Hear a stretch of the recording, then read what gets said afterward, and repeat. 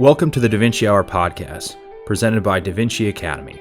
I am your host, Dr. Maxwell Cooepr. This episode is a part of our DaVinci Innovators series, which feature physicians, inventors, and entrepreneurs working on innovative medical technology.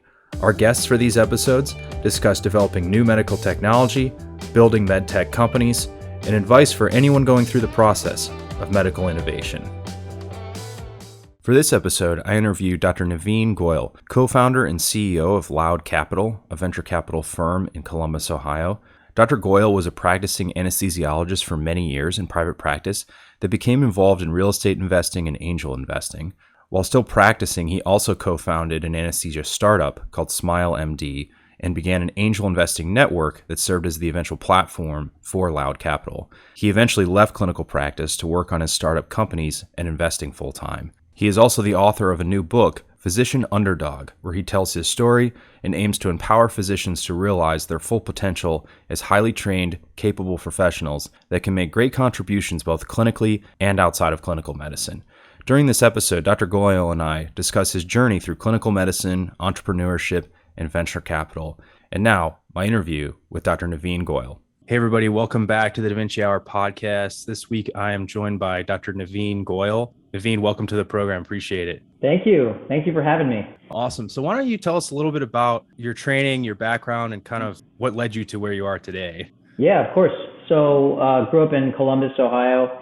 Went to Ohio State for undergrad, majored in molecular genetics, which someone told me to do a fancy major so I could put it on my application and sound better for med school. I got into medical school at University of Cincinnati, but I think the major took my GPA down and it stressed me out more, and I still have no idea what molecular genetics is. Outside of that, we had a great 4 years in Cincinnati, mastered in anesthesiology at University of Chicago, so I had a great 4 years of mindset expansion, really learned a ton around a lot of great, ambitious, smart people, and then enjoyed the city and ended up in private practice back in Columbus at a large hospital system for what I call the dream job.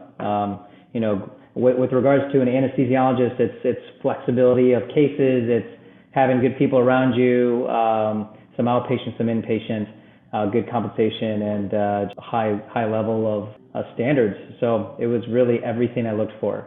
And I ended up really being extremely fulfilled and happy. And as time goes on, we change. The job didn't change too much, and I felt like I wanted a little bit more. And that's when I started investing in different things, initially some real estate, eventually into angel investing. So got into investing into startups and buying pieces of companies in equity for X amount of dollars, which was exciting. Got a piece of something. Some of it went like this, which was a great learning point, but it did not stop me. I really saw the value in what angel investors or investing can do for you financially, but also the larger piece for me was learning a lot along the way. Awesome. And now you do venture capital full time. Is that correct? You're the founder and CEO of Loud Capital in Columbus, right? That is correct. Yeah. Definitely want to get more into that as well. But I guess kind of tying up the part about your practice. So it sounds like you had the dream job. You were in private practice? Was that like did you do any kind of education or research, or was most of your time clinical, or did you have any administrative responsibilities when you were doing that? Great question. So yeah, as a large hospital practice, initially it was clinical only. And as time went on and, the learning curve goes a little bit more flat, you get a little bored. And I think that happens a lot to our physician community who were used to taking tests and studying for the next round and being stressed for the next round. But once you hit your, let's say, job and there's not a ton of new research or new things happening, I would call a lot of fields that, maybe, cancer research, biologics, there's a lot of specific niches that maybe are a little bit more ambitious to catch up with. But in the field of anesthesiology, there's been a lot of research before me, and things are relatively safe. And so with that, there's not a ton new things to learn, like studying for board exams, etc., just being stressed out about that. And with that comes some boredom. And so I got, I would say, thrown into a medical director position because one of my mentors ended up leaving the practice, which didn't happen in our practice. It was just a solid practice. Most people liked it, but there was things that he was going towards. and he wanted me to be a medical director, and I freaked out. And I freaked out because I realized that I like being liked by the people I work with. And the medical director position was at one of our community hospitals, which was causing a lot of friction between our group because people thought it was a smaller community hospital and therefore it was less work. But it was actually the opposite. It was actually you had to be much more efficient. It ran very squeaky clean and very fast. You had to do a bunch of nerve blocks, then do this, go to the OR, do a lot more. And so that caused even more friction for the people who were going there and working a little bit harder. And so to be medical director was to put myself on a stage of friction, which was a nightmare. But that really allowed me to, I ended up taking the position, a little bit stressed out, a little bit, okay, let's figure this out. But I grew. I mean, talk about personal growth. Number one, realizing that you don't need to be liked by everybody, even though that sounds simple. When you are doing the right thing, working really hard and trying your best to do what is best for the position representing the group, you can still sleep okay and be all right, even though people disagree, which was a very big learning point for me. And then number three, being in a leadership position around non-clinical people was initially intimidating to me because I thought, oh my gosh, I know clinical, I'm not sure about this and that.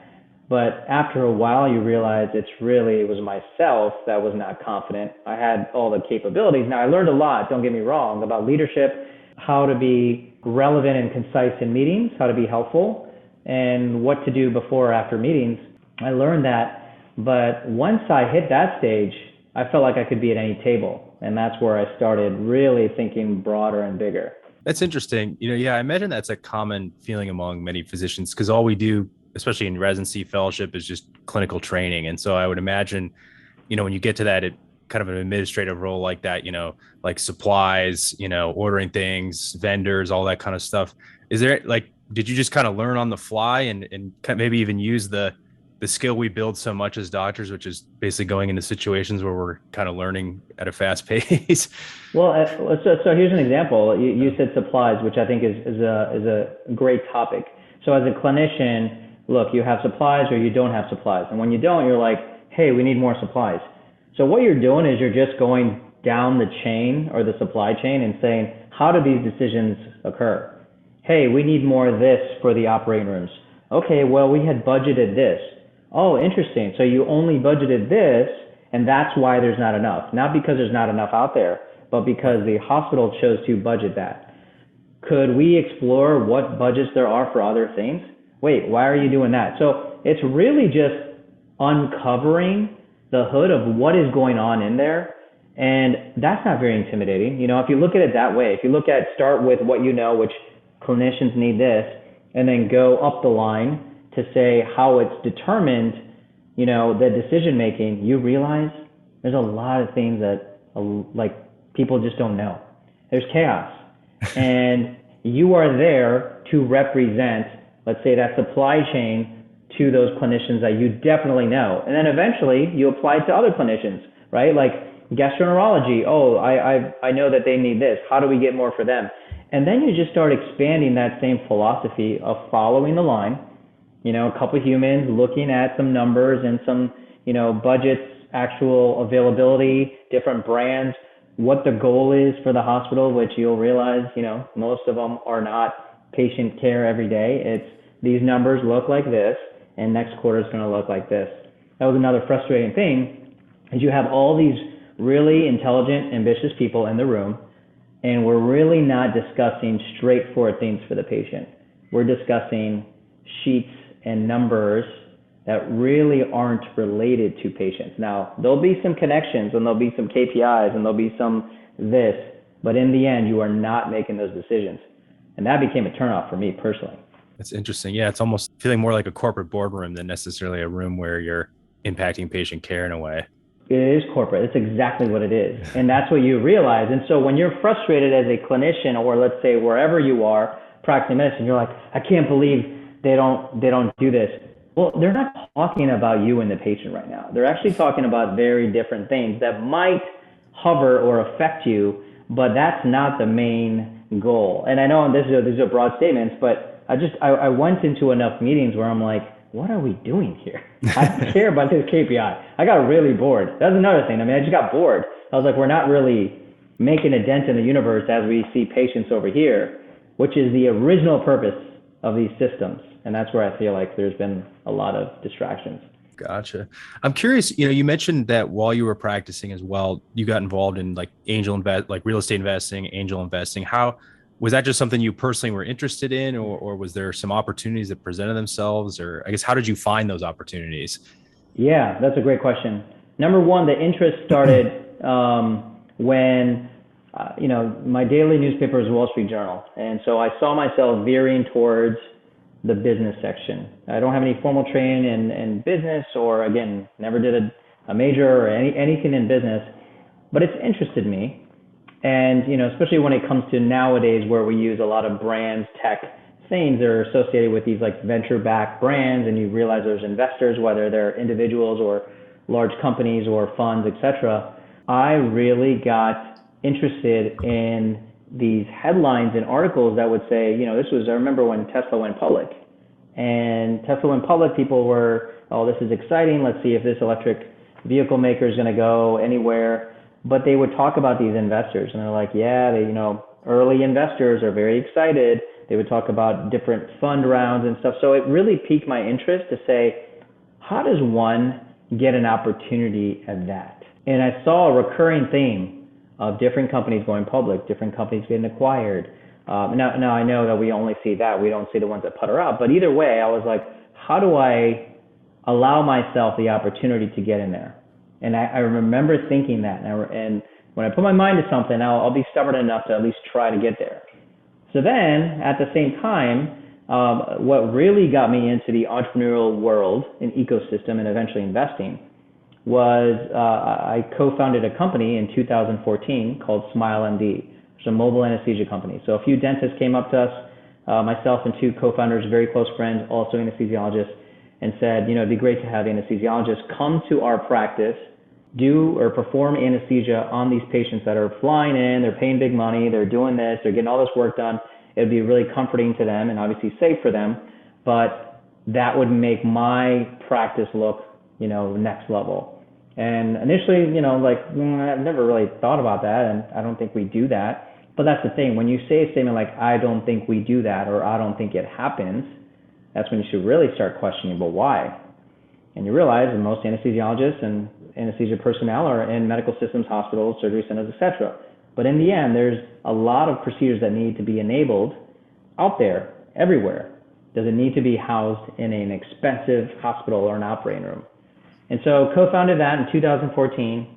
And without going into crazy detail, over the last 8 years, we've really expanded. We're about to enter our 5th state. We've raised a couple rounds of capital from venture capitalists and different investors.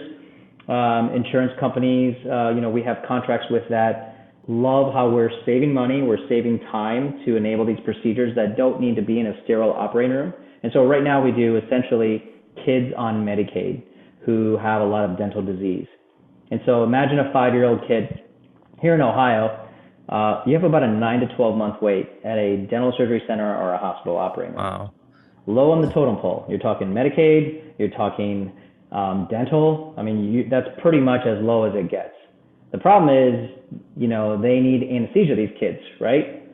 But you don't need a sterile operating room. So we go out there, we bring a nurse, paramedic, an anesthesiologist, equipment, supplies, logistics, you have insurance. You can imagine what it takes to do general anesthesia, even a couple hours away from here. We go out to every community, rural especially, and we enable that. So that, going through that process of knowing the anesthesia but nothing about business and learning that as we went along, that's very motivating. And the fact that we were capable of learning to build this company, now we have 110 people employed. It's a huge team of really great folks who believe in culture, work-life balance, taking care of patients directly, not indirectly, which I think a lot of our community feels.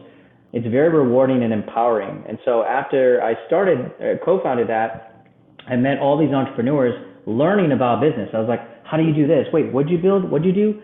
And I started investing in some of them as I'm learning. So that's really how I got my feet wet in the entrepreneurial ecosystem by co-founding a startup and then eventually investing in some. And then a year later, after starting SmileMD in 2015, started an angel fund where people were coming up to me and saying, I see you're angel investing. I was talking about it, right? So when I say I love talking about this stuff. You co-founded this company. You're now only talking about business stuff. Like you're no longer, talking about this or that. People said, I'm very interested. I have some capital. I want to get exposed to that market, because they also knew about angel investing, or I would talk about it and they'd be like, wow, that's an interesting thing. And so that's what started Loud Capital, which was in 2015. Gotcha. I'm curious, were you working on this startup doing angel investing in addition to your clinical practice? And I guess if you were, how are you balancing that? Did you go part-time ever, or did you just do it like in your evenings and off time? I will say when I co-founded SmileMD and started angel investing, I was full-time partner. I was even medical director then for 7 years. And so what I tell people is I don't have any more time than, let's call it another anesthesiologist, right? Like anesthesiologists in the world of medicine have, let's say, pretty decent lifestyles.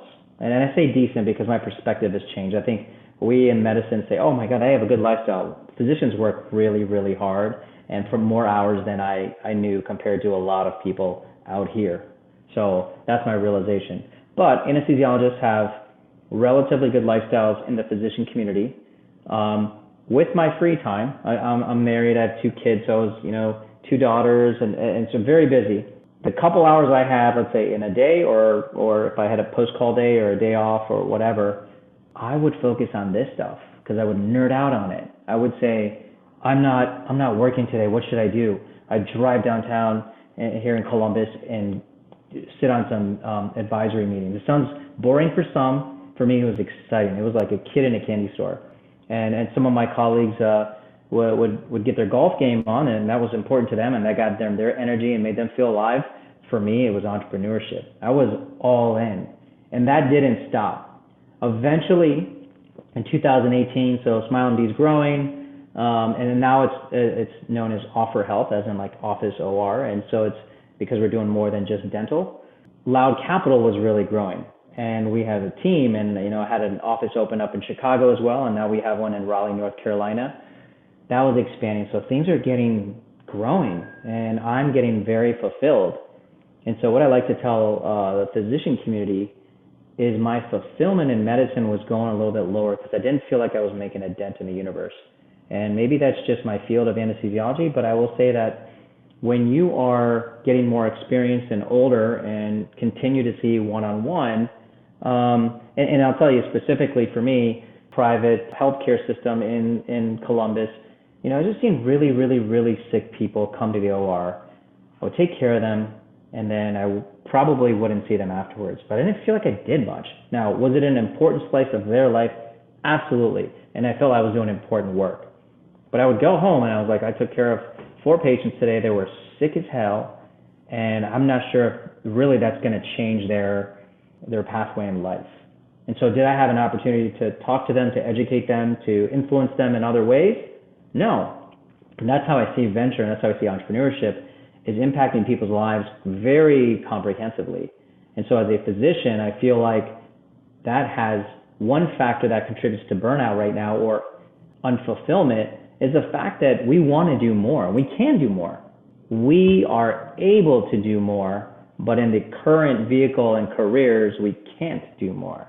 And so that's where I live. I live in the world of, I can do anything. Like I can literally do anything right now. I'm very empowered, not arrogant. I'm far from perfect, but I'm very empowered. Mm-hmm. And I want to pass that on to our community that, and all of you, like you're a resident right now, right? Right. And all the medical students and residents listen right now.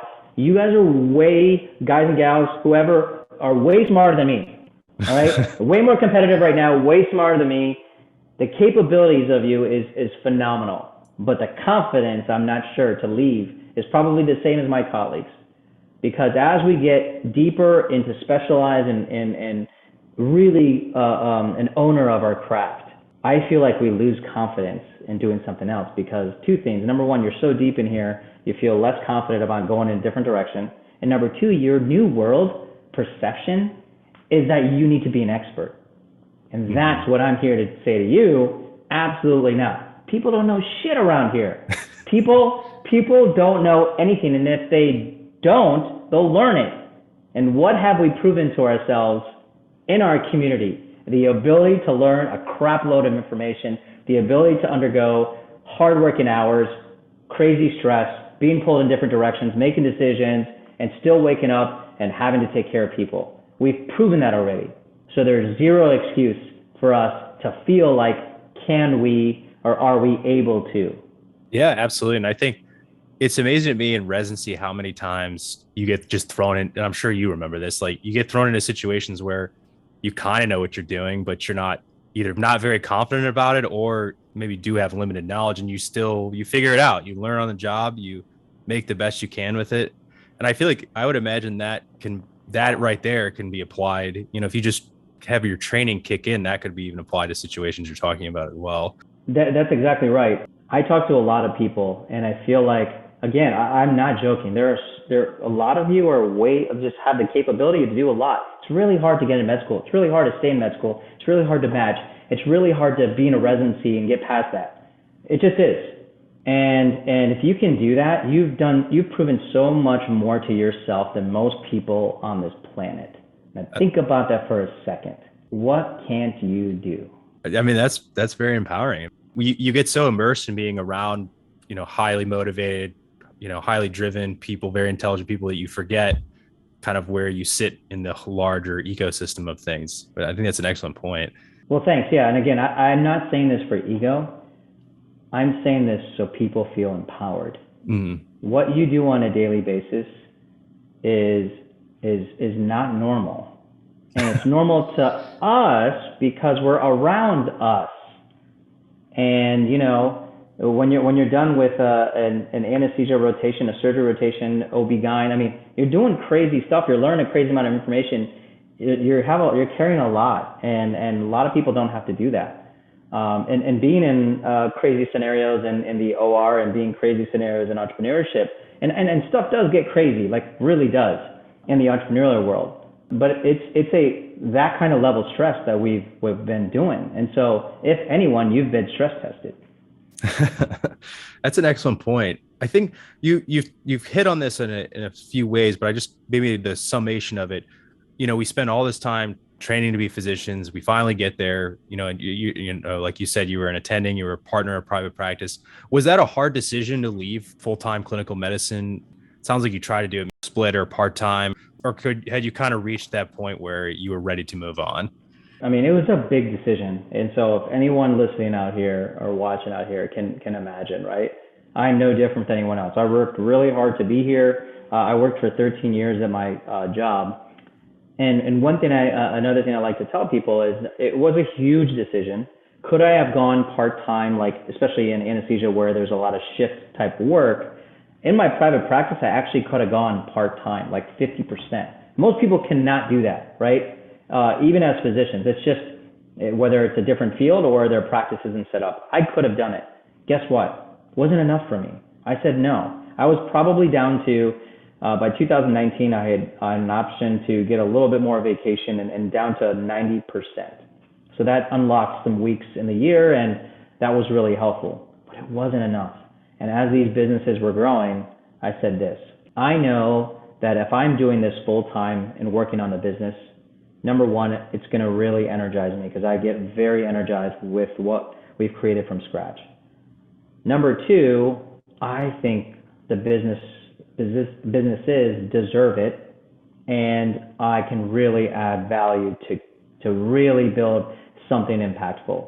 And then number three, I was really unfulfilled at work. It was to the point where, it's like I was sensing a whole nother direction and pathway that was really energizing to me. And then I was still in the same job that was taking energy away from me. And so I made the decision with my wife, who's a physician. I spoke to her and I said, this seems radical. But even though the business has built, there was revenue coming in, I would be leaving full time to join this full time. Really didn't have an option to come back to my partnership. Just that's how medical practices work. I was going to do some 1099 shifts for them to kind of bridge my way out. which only lasted a few months because I just realized every time I stepped in, I was like, what am I doing here? I could be spending 10 hours doing this. I mean, that's how I felt. Mm-hmm. And then this is the point that everyone should remember. If they feel that urge like I felt at that time, which I can be a little crazy, so I was probably a stronger urge. You have an MD or DO, you have a degree that you can fall back on with the market out there. And with, if you fall flat on your face, which I told my wife, I told myself, I said, if something doesn't work out or if things are slower and I need to go back, I can pick up the phone and call anybody and get work. I can provide income for myself and my family, and most people cannot say that. And I can tell you right now, for the physicians listening out there who are thinking about it, we don't leverage that. Now, the word leverage can be scary, it can be assertive, but I feel like that's what other people would do, but on the nature of what physicians are, which we think we don't have as much confidence to do other things, we've worked so hard to get here, right? And that's another question I get. Oh my gosh, you worked so hard to get here. Do you have any regrets? No, but just because I worked really hard to get here, that was my first stop, right? This is a trip in life, and I have zero regrets. And I bring a lot of physician ethics and experience and took care of a lot of great people, and I was fulfilled, and now I'm fulfilled again, and I'm bringing my medical degree out broader and wider and in different leadership positions. So it's leveraging that knowledge, and I ended up leveraging that card. And I haven't fallen back on it, but I can if I need to. So just something to think about. Yeah, definitely. So I'm curious, where does Loud Capital fit into this? Was that when you left clinical practice to go full-time in entrepreneurship, did you go immediately, had you started Loud Capital yet, or was that something that happened after that? Yeah. So that first angel fund in 2015 was the start of Loud Capital. So that was an angel fund, had investors come in. A lot of them were physicians, and we still get a lot of physician investors interested in venture and alternative investments. They invested in that fund. We invested in several companies.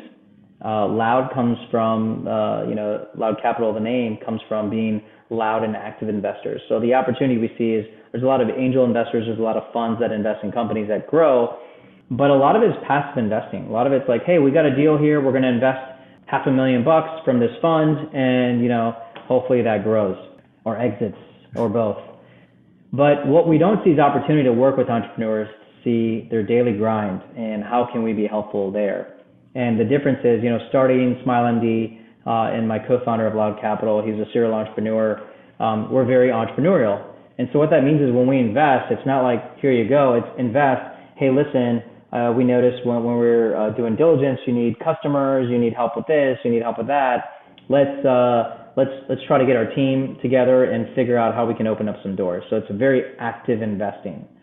And so what that did to me was increase my fulfillment. I was like, oh my God, we're not only investing to make money and to help grow these impactful companies. So we invest in companies that we feel are solving real problems, and so we won't invest in a, no offense to med device folks out there, a med device that's slightly better than another med device.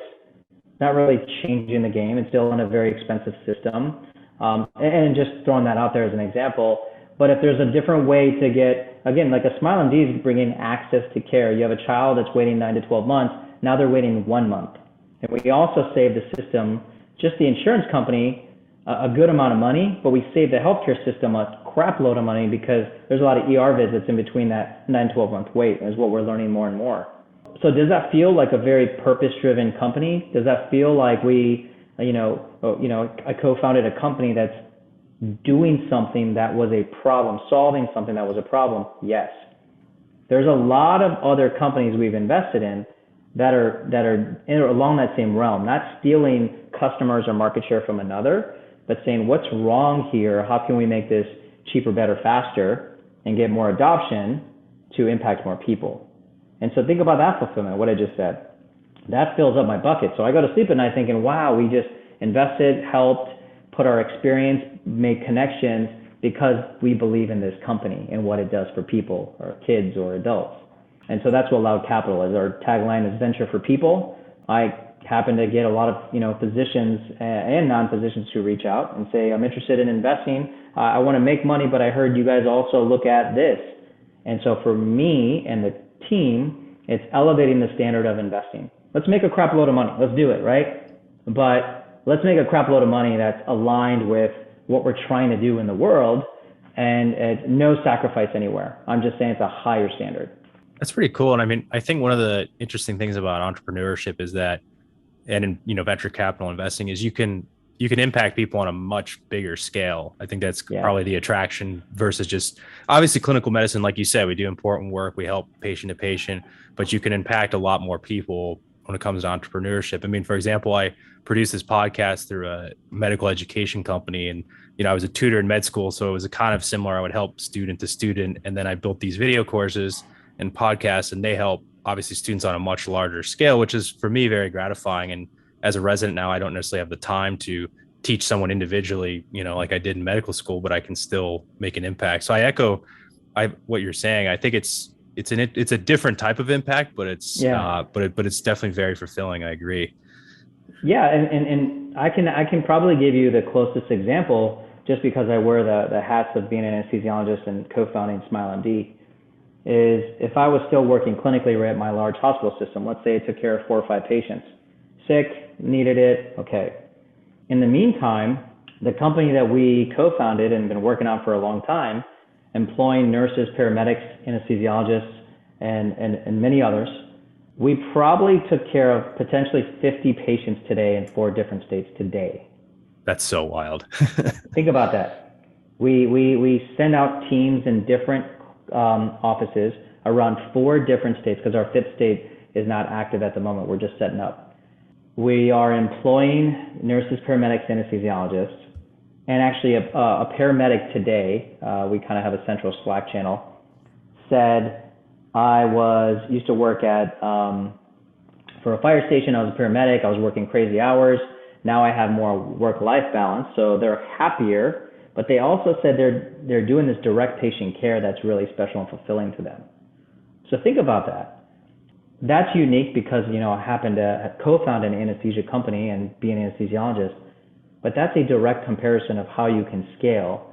And I can tell you right now, a year from now, it's going to be many more kids and more adults. But then you start looking at the other companies that I'm working on. And one of them recently, I co-founded a 3rd company called Beyond Physician. So med students, residents, physicians, if you go to beyondphysician.com, log on, make a free profile. It's the taglines, learn, earn, and grow. And so when we're talking about being able to do other things, people don't necessarily have time. They don't necessarily know how to start other endeavors or earn income from other, consulting, advising, doing things that you have in your head but don't have the ability to do just because you don't know how to do it. This platform is to bring that to you on a silver platter, so we're talking to different companies, pharma, law firms, a lot of different companies who would love to pick the brain of a resident or a medical student or physician, licensed in or certain fellowships or has this background or something that can help them. And so our thesis is if we can use different parts of our brain, also use our experience that we have that we're not able to use, right? Outside of clinical experience, we don't use a lot of our, all these things we've experienced, we're not able to share that or influence others. So Beyond Physician is supposed to do that. And so very excited about that. That's very cool. Very cool.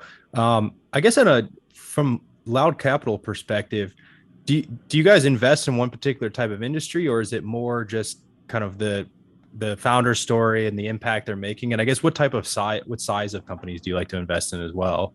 Yeah, that's a great question. So we are industry agnostic. So we've done some healthcare, we've done a lot of others. So education tech in general, supply chain, energy. So we do a lot. And so the thesis is, very purpose-driven companies solving real problems.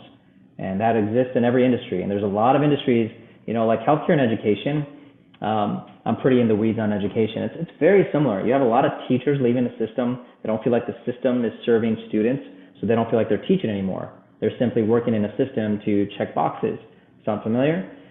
So So when it comes to really making things better, faster, cheaper, and more accessible, which access is a big deal. And I'll tell you, leaving the hospital practice and being out here, from having employees and a lot of capital to seeing a lot of people and founders and exploring, wow, there's a lot more things out here than I realized.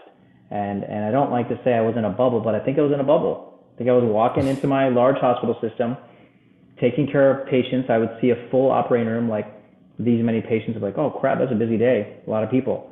I did not realize how many people could not get in the hospital system because of transportation, because they didn't have the time, the long wait, etc.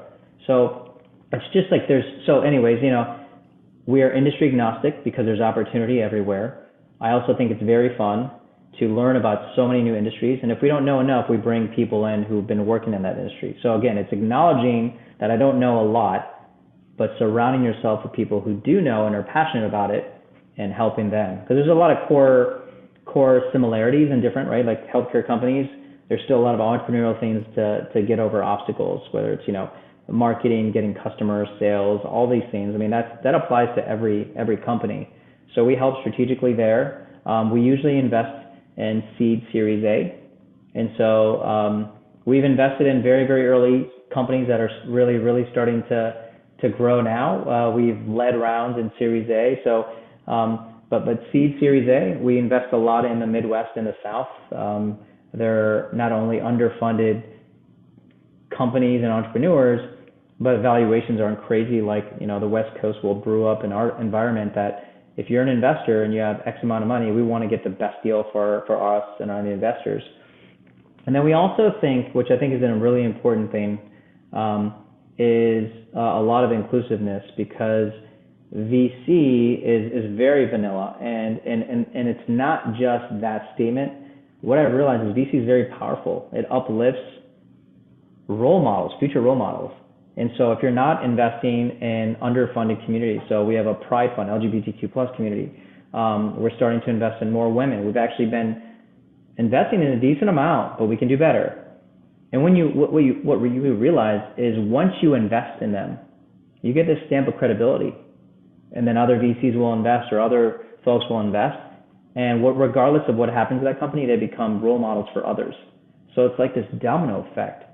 So taking the power of VC is also having responsibility to broaden the funnel. And that's the opportunity here. I don't see it enough in my industry. There's a lot of people who come in, never built a business, never been in a startup. They're smarter on paper than we are, but they don't have business experience, and they join a large firm and they continue doing what's been done, which is wasting a lot of money, investing in things that don't necessarily push society forward or impact in a positive manner.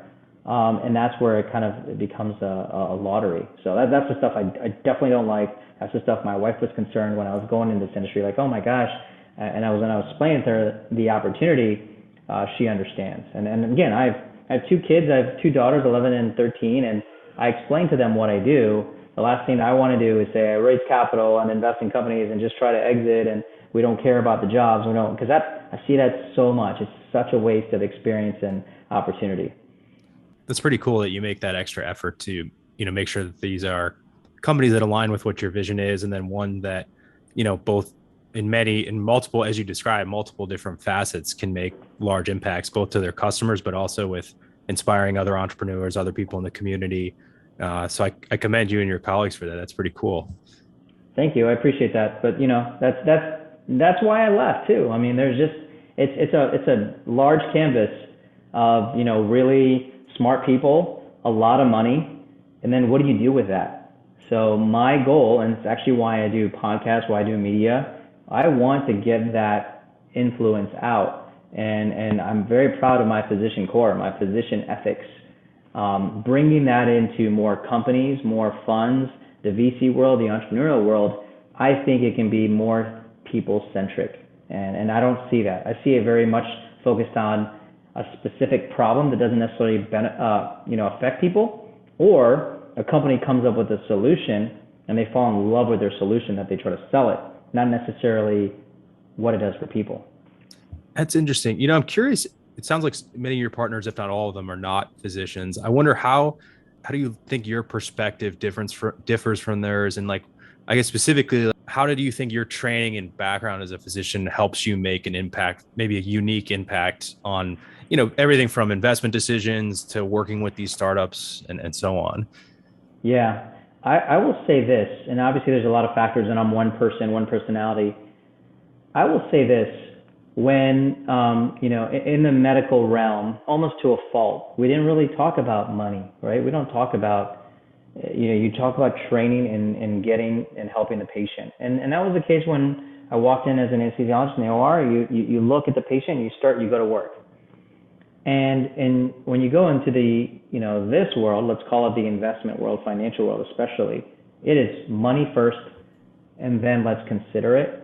And it's extreme. Now, I believe in solid business models and revenue. I believe in it.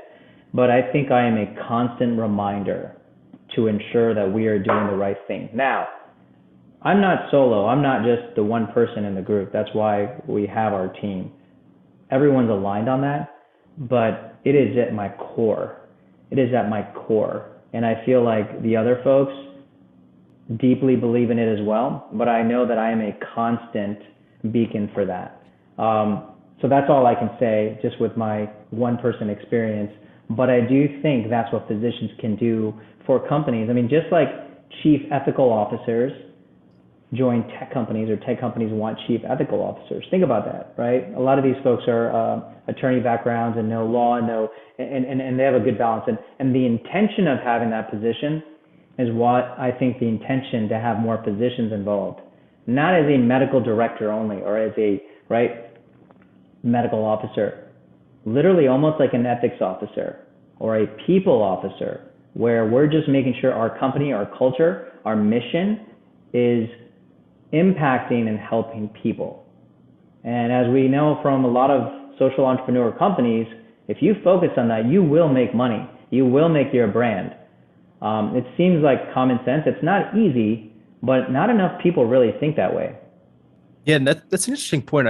I also think the attorney parallel is interesting because I feel like, tell me if you disagree, but I think attorneys do a better job of this than physicians do, where they take their skill set and their expertise and don't necessarily like practice, or maybe they practice law for a little bit and then they go and do something else, or in addition to their law practice, they leverage that expertise, which is very valuable, obviously. I guess, how would you agree with that? And then are there ways you think you've seen physicians do that in multiple ways as well? I do actually. I think about that a lot. And when I talk to different attorneys, we work with a bunch of attorneys.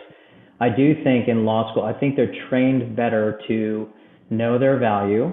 I think when it comes to billing and getting paid for their value, it's especially, it's more of a private world overall. I think they have that knowledge.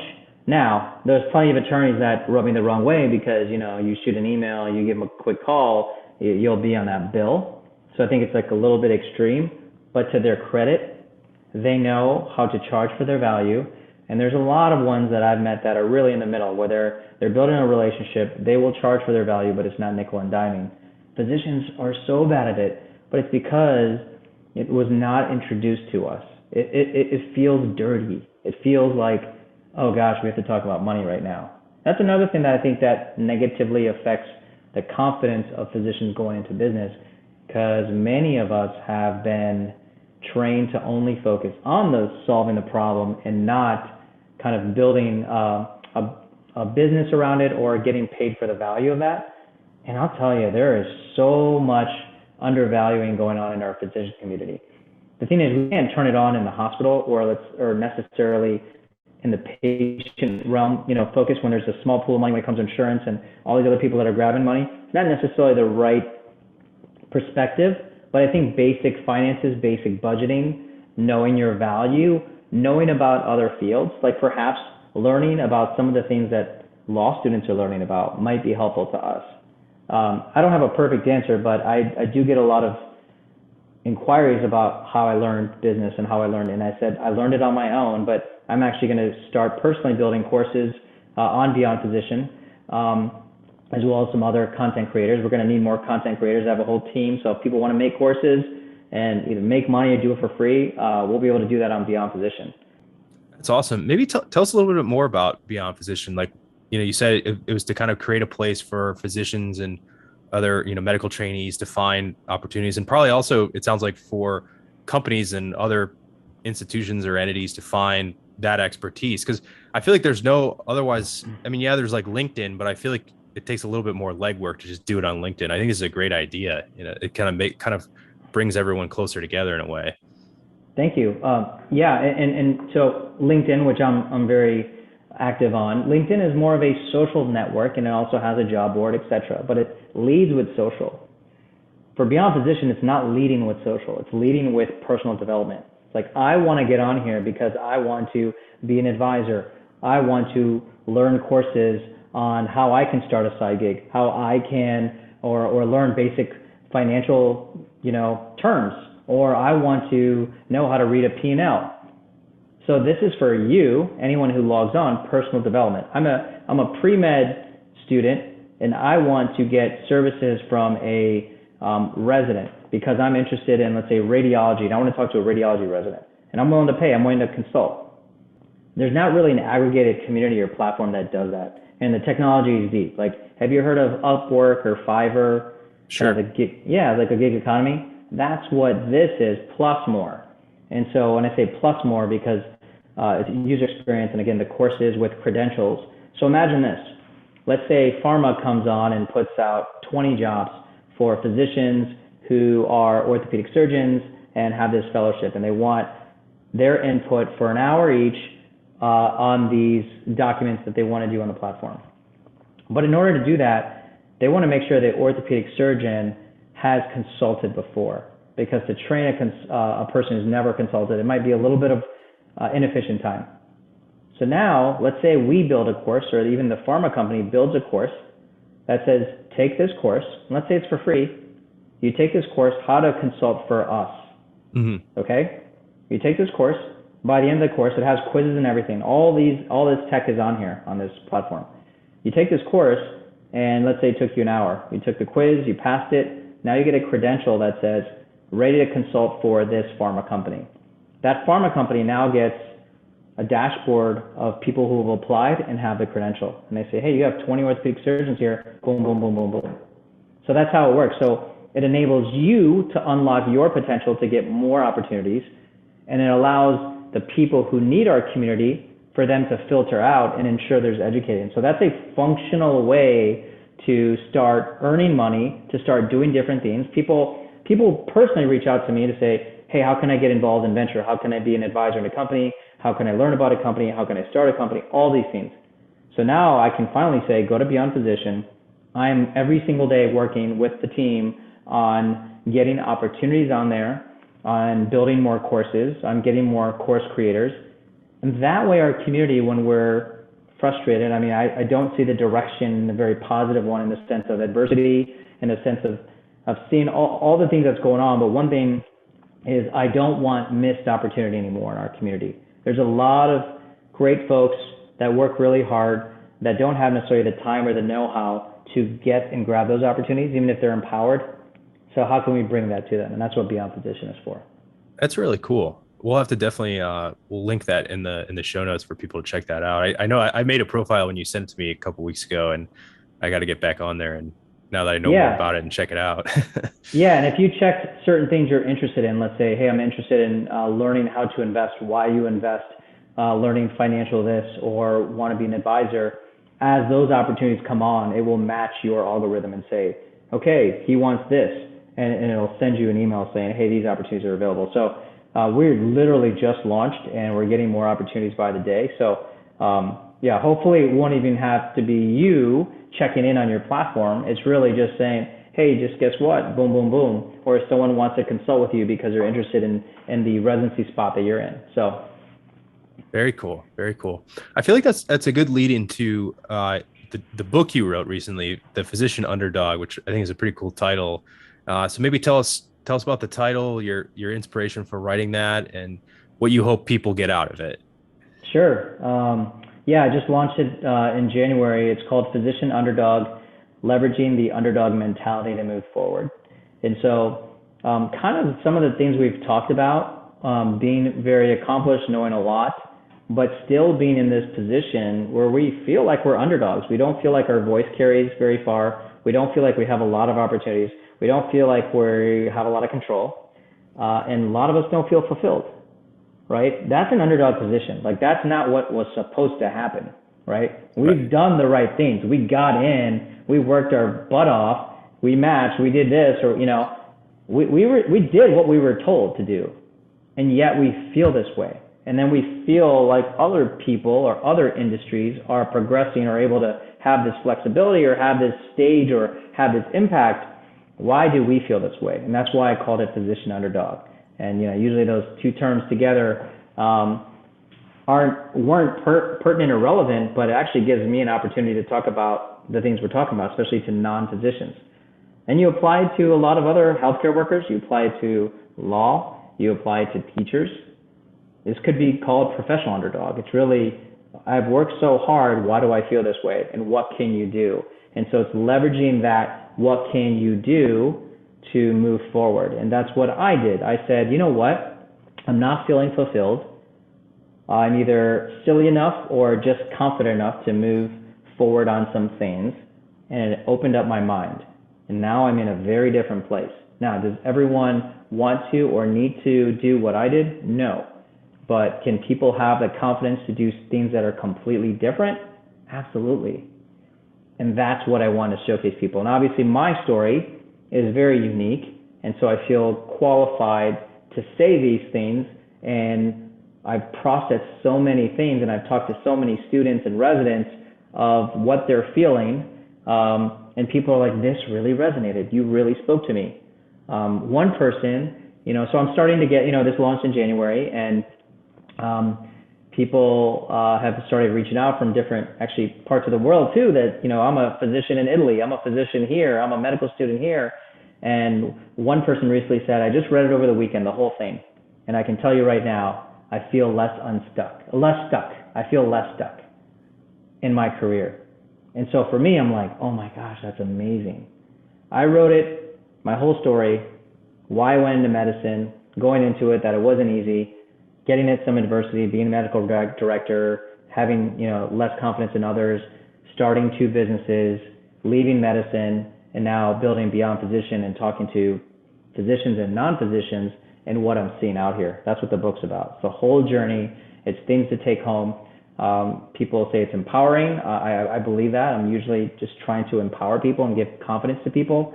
I put a lot of entrepreneurial stories in there. I put a lot of women entrepreneurs because there's a different scale for them.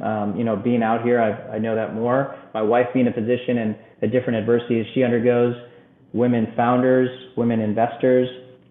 I just realized it, and maybe it's because I'm married, have two daughters as well. But it's just, there's so many underdog stories out there, and we need to relate, but we also need to see what they did, right? They didn't get frustrated and just sit there and just be bummed, right? This is our one journey here. Let's make the most out of it. So that's what the book's about. That's really cool. I mean, it's essentially kind of a roadmap using your story, but a roadmap to kind of how to maybe pursue some of these opportunities that people may be interested in, but they kind of don't know where to start. I mean, where to start is half the battle so many times with these types of things. And so I think exactly right. That's really cool that you provide that. Where can people find this book? Where can they, if they want to buy it and check it out? Yeah. It's on Amazon. It's called Physician Underdog. I have the digital Kindle version as well as a paperback and hardcover. I just finished my audiobook, so that'll be on, hopefully out on Audible, etc. in a few weeks, depending on the process of this. And then I have a website, physicianunderdog.com, where you can also get the book from Amazon, but there's also a reflection guide that anyone can, whether you read the book or not, it's really something to reflect on your traits and become a better version of yourself. So that's a guide on there. There's other resources on there, different books I've read, things that have inspired me. So physicianunderdog.com really has all the companies that I'm involved in as well as the book. And then I'm very, very active on LinkedIn. I probably post once or twice a day. I share about entrepreneurship. I share about venture, about physician, about leadership. A lot of things we talk about right now. I have a monthly newsletter from Loud Capital on loud.vc. And I also just started a podcast called Venture Out Loud, which is behind the scenes on investing and building companies and what goes in on the process.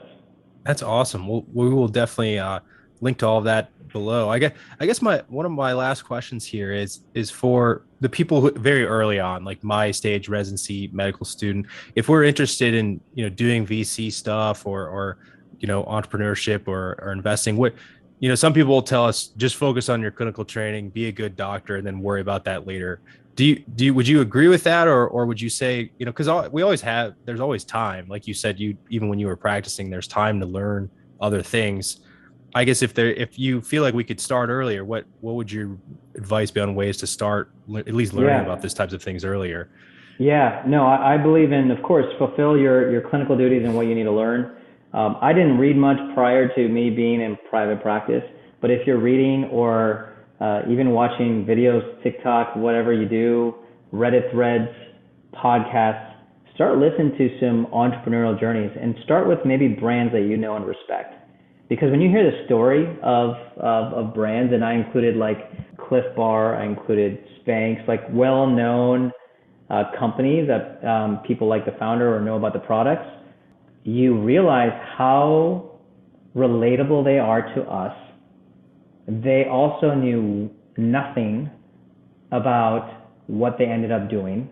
That's very empowering. So I think relating to brands that you care about and like, when you realize their story, Vineyard Vines, yeah, those are two corporate folks who knew nothing about retail. Yeah, I think they sold ties like out of their Jeep on Martha's Vineyard. Exactly right. Yeah, you know that. So it's things like that. And so pick out a brand that you respect or like, and read about their story. Most of them have a great story, and go from there. And it might be like, oh, this is boring, this is not for me.